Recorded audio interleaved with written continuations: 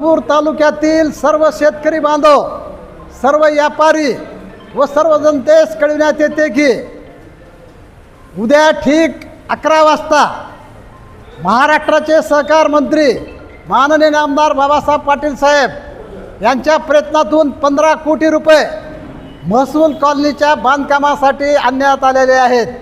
त्याचा शुभारंभ उद्या 11 वाजता माननीय आमदार बाबासाहेब पाटील यांच्या हस्ते शुभारंभ होणार आहे।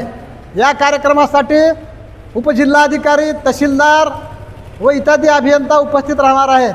त्याचबरोबर सर्व मार्केट कमिटीचे सभापती, उपसभापती व सर्व सदस्य, पंचायत समितीचे सभापती, उपसभापती, सर्व सदस्य, नगरपालिकेचे अध्यक्ष, उपाध्यक्ष, सर्व सदस्य व सर्व पक्षाचे पदाधिकारी यांनी मोठ्या संख्येने उपस्थित राहावे ही राष्ट्रवादीच्या वतीनं जाहीर विनंती करण्यात येत आहे।